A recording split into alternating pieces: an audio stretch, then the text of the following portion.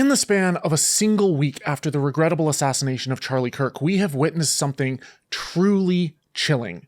An administration which campaigned on promises of defending free speech against cancel culture. After years and years of illegal and unconstitutional federal efforts to restrict free expression, I will also sign an executive order to immediately stop all government censorship and bring back free speech to America. Has overnight transformed itself into a censorship machine. For years, those on the radical left have compared wonderful Americans like Charlie to Nazis, and my administration will find each and every one of those who contributed to this atrocity. All of my family are Americans, but I grew up as a missionary kid in Azerbaijan, arriving there just 2 years after the Soviet Union collapsed. The leadership of the USSR was replaced by an authoritarian leader. Elections were rigged, and the free press was thoroughly censored. It's not that the journalists were unable to criticize the regime, but rather that they knew exactly what would happen to them if they did. Similarly, the entire population had learned from generations of suppressed speech to withhold their true thoughts and opinions of the government. I never thought that I would see anything like that coming from the United States, at least within my lifetime. But what I've witnessed over the last 2 weeks has sent an absolute chill down my spine. Say what you will about Charlie Kirk, that bastion of free speech, but the speed with which the right have turned him into a martyr for their own political purposes is absolutely staggering. They have made him a saint above criticism, and anyone who points out how problematic he was is getting canceled for political blasphemy. And that is indeed what we're witnessing: the manufacture of secular blasphemy laws, where to question, to joke, to simply engage in the normal rough and tumble of political discourse is to commit an unpardonable sin.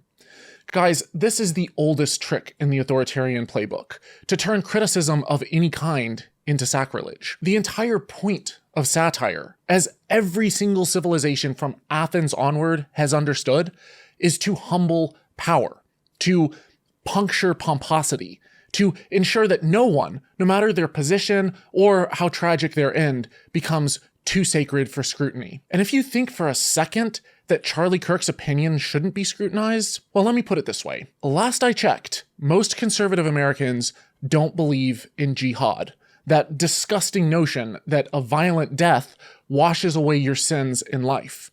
The manner of your death does not negate past transgressions.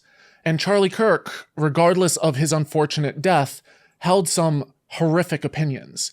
I've already talked about that some and criticized some of his stances in my last video, but there's something disgustingly ironic in all of this.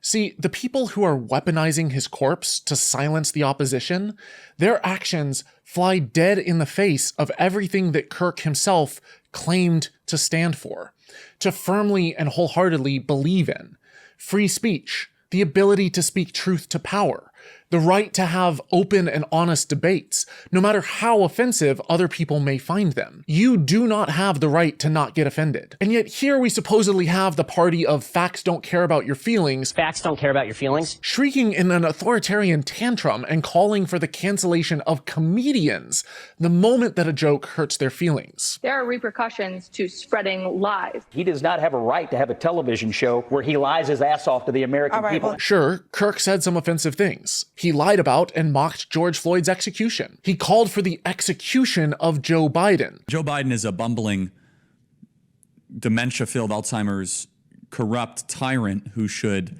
honestly be put in prison and or given the death penalty for his crimes against America. And when a right-wing extremist attempted to kill Nancy Pelosi, beating her husband's head in with a hammer, Charlie Kirk said that some amazing patriot out there should be a hero and bail him out. And why is he still in jail? Why has he not been bailed out? By the way, if some amazing patriot out there in San Francisco or the Bay Area wants to really be a midterm hero, someone should go and bail this guy out. I bet his bail's like $30,000 or $40,000. Bail him out and then go ask him some questions. I find all of this disgusting. But I still firmly hold to the position that it was his constitutional right to say such barbaric things, no matter how offensive they were. Just as it is the constitutional right of every American to criticize him, to call him a racist or a violent fascist, and as distasteful as it may be, to even mock or revel in his death. If you're on the right and you don't like that, well then tough shit.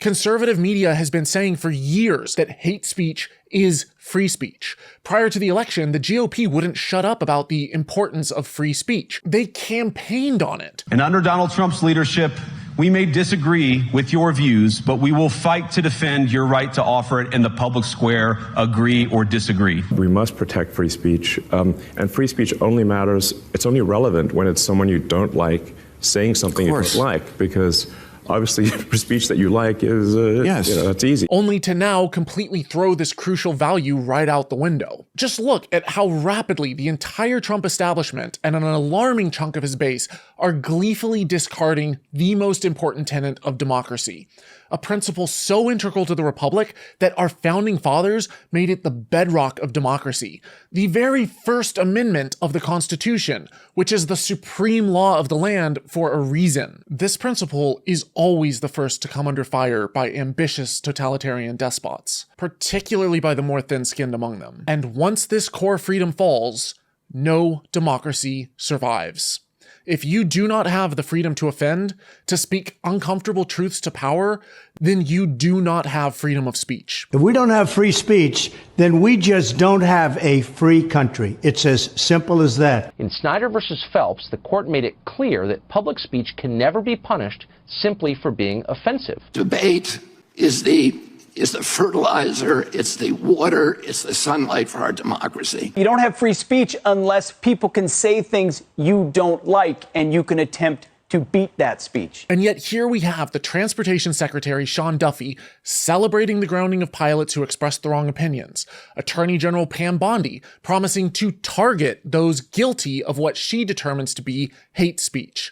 A concept that, as I already said, the same political party once insisted was incompatible with American freedom. Matthew Dowd, a senior political analyst at MSNBC, was expelled for pointing out, and rightly so, that Charlie Kirk's divisive rhetoric may have contributed to an atmosphere of political violence. Comedians and journalists are always the first to go. It is a canary in the coal mine.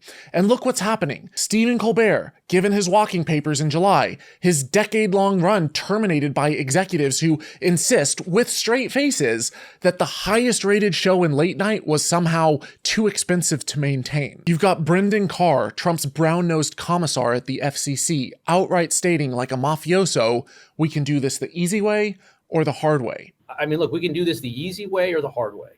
These companies can find ways to change conduct, to take action, frankly, on Kimmel, or, there's going to be additional work for the FCC ahead. Which was immediately followed by the attempt to yank Jimmy Kimmel from the airwaves for the crime of suggesting that Trump's reaction to Charlie Kirk's death seemed insincere. This blatant attack on free speech and weaponization of the FCC caused even Ted Cruz, Tucker Carlson, and Ben Shapiro to state their concerns. You hope that a year from now, the turmoil we're seeing in the aftermath of his murder won't be leveraged to bring hate speech laws to this country.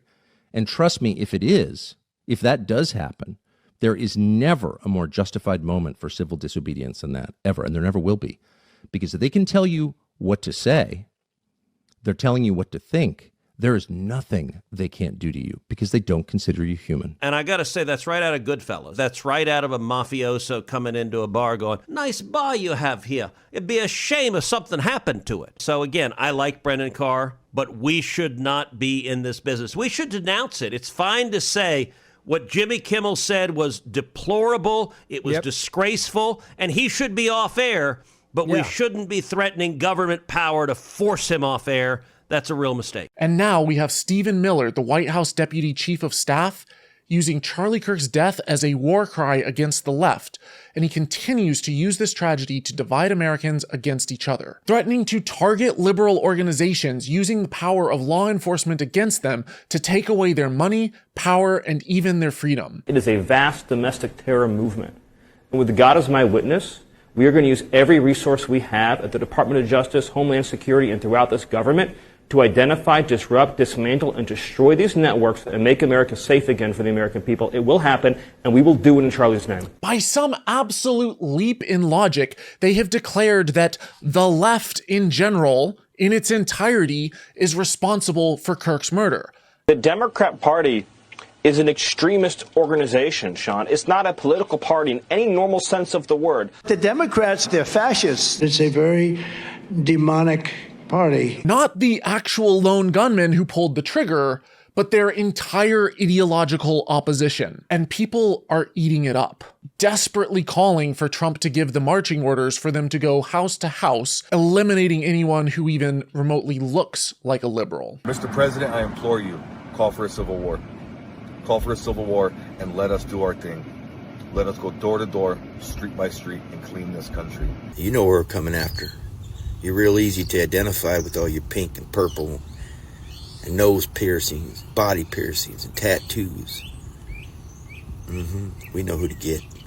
Just because they arrested the shooter doesn't mean you guys aren't going to pay. I think 500,000 people need to be arrested, tried, and possibly killed if they're convicted for treason or something like that. I think America needs a penal colony. I do not want to coexist with these people. Look, I didn't particularly care much for Charlie Kirk, but like any complicated human being, he said some things that I very much agree with. He advocated for free speech and the right to offend, and he railed against cancel culture. And yet here we have the GOP using his death to cancel free expression of its enemies, to override the First Amendment, and to use his tragedy as a way to overthrow the democratic values which Charlie himself claimed to have stood for. If you want to turn him into a saint, then at least recognize this sin as blasphemy. If you find all of this as disturbing as me, then now would actually be a really good time to start thinking about your privacy and how to protect it. Imagine living in a house with glass walls. Every move that you make, every page you turn, every photo that you look at is visible to strangers. That is what browsing the internet without protection is like. As governments crack down on free speech and democracy slips towards authoritarianism, that glass house becomes a prison, which is why I use a VPN called private internet access. A VPN, or virtual private network, creates an encrypted tunnel between your device and the internet. It hides your IP address so that your activity can't be tracked, censored, or monitored by hackers, corporations, or governments, all of which are increasingly logging what you do online. Some censor what you're allowed to see. Others track and build profiles on you. Without protection, your personal data, your messages, your browsing history, even your searches can all be turned into a weapon against you. Private internet access encrypts your traffic, making it unreadable. With PIA, your digital life stays yours, not your government's. Around the world, news outlets are blocked, sports streams are blacked out, and shows on Netflix, Disney Plus, or Amazon Prime are restricted by region. Authoritarian regimes thrive on controlling what you can and cannot see, but PIA lets you connect to servers in 91 countries and all 50 US states, giving you unrestricted access to information, entertainment, and knowledge without borders. I've trusted PIA for years, and my One membership lets me use it on every device I own, and I know that their no logs policy has been proven in court. Right now, you guys can get 83% off, which is just $2.03 a month, plus 4 months completely free by going to piavpn.com/holykoolaid or following the link in the description below. It's risk-free with a 30-day money-back guarantee, so there's no better time than now to go protect yourself against surveillance, censorship, and authoritarian overreach.